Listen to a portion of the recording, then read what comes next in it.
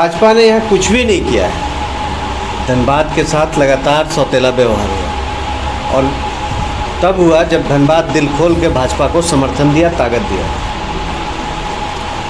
Airport हमारे यहाँ बनते बनते रह गया, एम्स हमारे यहाँ से आकर और ज़मीन नहीं देने के कारण राजनीतिक पार्टी का अस्थिरता के कारण चला गया। समझते हैं कि इस बार रिकॉर्ड मत से कांग्रेस पार्टी विजयी होगी। आज हमारे बीच उपस्थित हैं अभिजीत राज जी, जो युवा कांग्रेस के प्रदेश अध्यक्ष हैं। हम इनसे बात करेंगे आज धनबाद लोकसभा आने वाले चुनाव के बारे में। धनबाद लोकसभा सीट जो हमेशा से ही काफ़ी चर्चित और महत्वपूर्ण सीट रही है। धनबाद वो जगह है जहां जेएमएम की स्थापना हुई। Dhanbad Lok Sabha seat A K. रॉय की सीट रही है।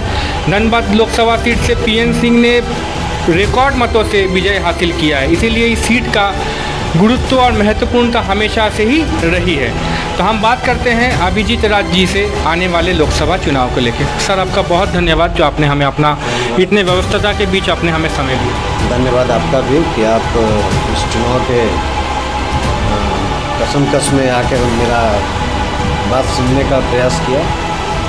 आप पूछिए, आपको क्या आप हमें 3 प्रमुख कारण बताइए जिनके मद्देनज़र आने वाले चुनाव में 25 मई को धनबाद लोकसभा क्षेत्र की जनता को कांग्रेस को वोट करना चाहिए।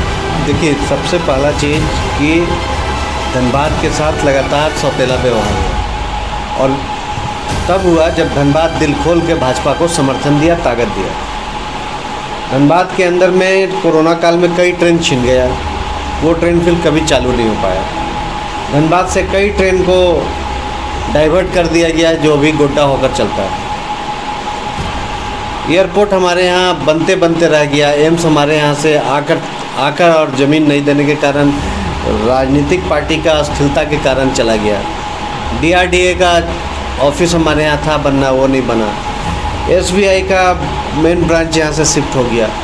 तो ऐसे कई कारण हैं जिसके कारण हम कह सकते हैं कि भाजपा को लोगों को अब वोट नहीं देना चाहिए। इसलिए भी नहीं देना चाहिए कि भाजपा ने यहाँ कुछ भी नहीं किया है। ये जो आज धनबाद के सांसद रहे 3 बार, पीएन सिंह जी 3 बार विधायक रहे हैं, राज सिन्हा जी हैं, ये लोग सिर्फ कोयला की काली कमाई पे नज़र गड़ाए रखते हैं और वहाँ से पैसा खाते हैं। और धनबाद का एक जो दूसरा कारण है, धनबाद का एक अपना खूबसूरती रहा है।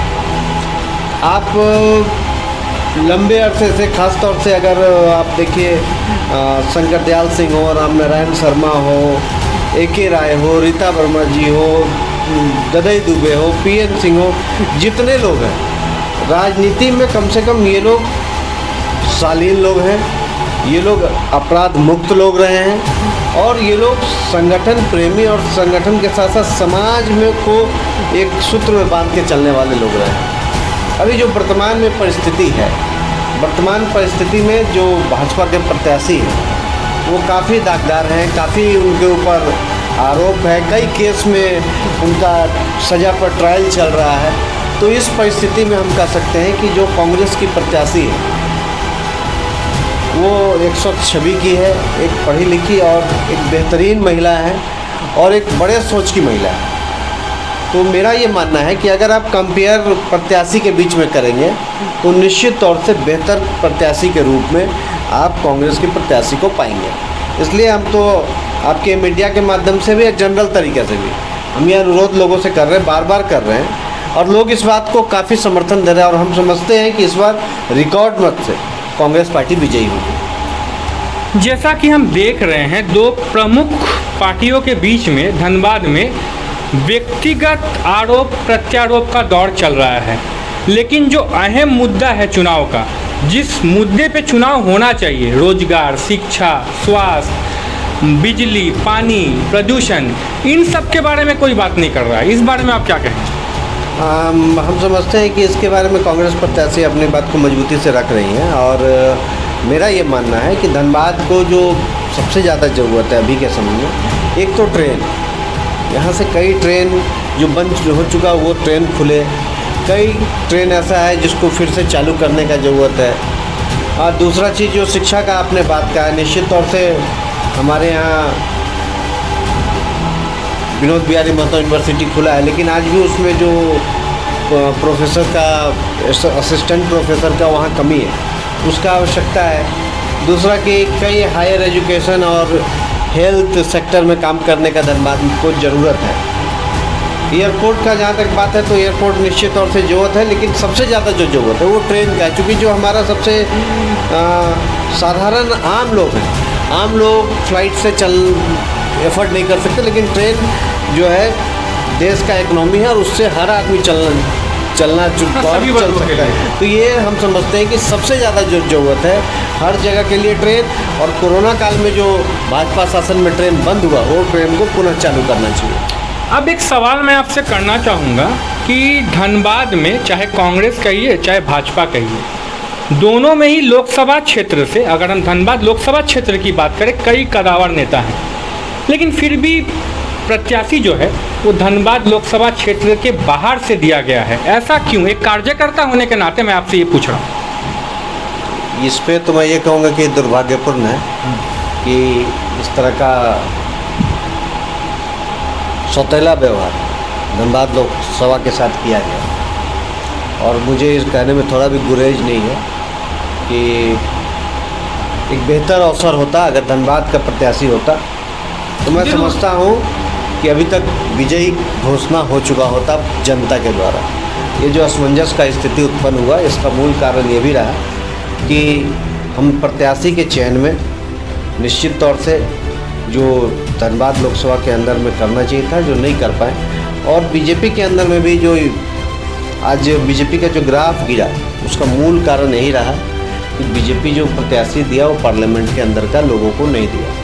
तो ये दोनों तरफ से है, इसलिए इस पर बहुत ज़्यादा कुछ नहीं कर सकते हैं, लेकिन हाँ ये ज़रूर कर सकते हैं कि इसके बावजूद भी कम से कम अपराध मुक्त, भय मुक्त प्रत्याशी अगर किसी ने दिया है तो कांग्रेस पार्टी ने दिया। 4 चरणों में मतदान हो चुका है, भाजपा कह रही है अब की बार 400 पार। आपका आकलन क्या कह रहा है? देखिए, भाजपा तो पहला फेज में बोल रही थी 400 पार। पहला फेज में जब उनका सीट गायब हो गया तो मंगलसूत्र के ऊपर चले आए, पाकिस्तान के ऊपर चले आए, उसके बाद उल्टा टांग के मारने वाली बात पे आ गए। प्रधानमंत्री का जैसे जैसे चुनाव का चरण खत्म हो रहा है, उसी तरीक़ा से प्रधानमंत्री के भाषा और शैली का स्तर भी गिरता जा रहा है। और ये क्यों गिर रहा है? इसलिए गिर रहा है कि 400 छोड़ दीजिए, उनका 200 पार नहीं हो रहा, और ये जो बौखलाहट है उनके अंदर में, ये लगातार बेचैनी का कारण बना हुआ है। 13 तारीख को भी मतदान के बाद स्ट्रांग रूम में 45 मिनट तक कैमरा ऑफ रहा है, तो कहीं ना कहीं इनके अंदर में डर है, और ये ईवीएम बदलने का भरसक प्रयास जहाँ पे भी इनका सरकार है ये कर रही है।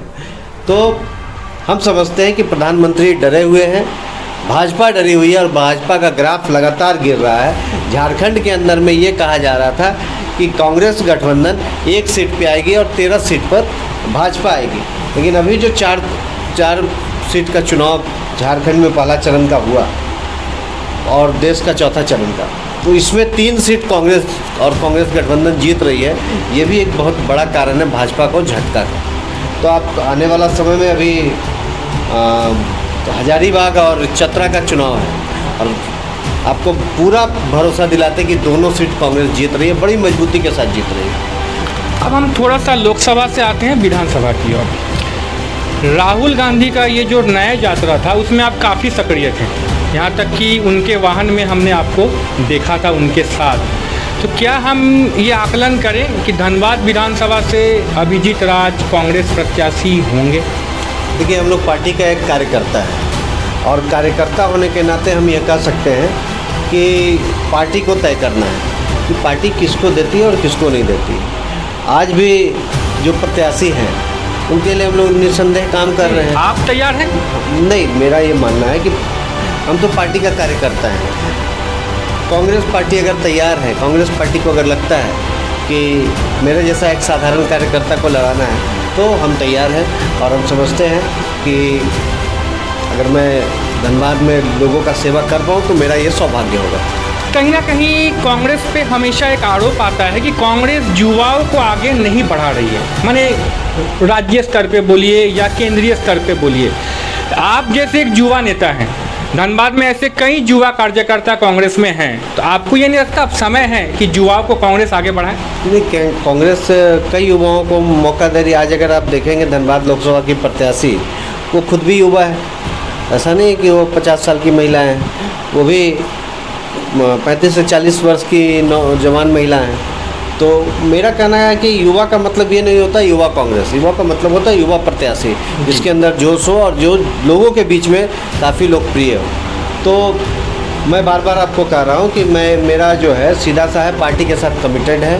पार्टी जिसको भी देगा आँख मूंद के उसको स्वीकार करेंगे और बिना शर्त उसके लिए काम करने का प्रयास करेंगे। धन्यवाद। अभिजीत जी ने स्पष्ट कहा कि वो पार्टी के एक कार्यकर्ता हैं, पार्टी जैसा आदेश देगी वैसा वो काम करेंगे। ठीक।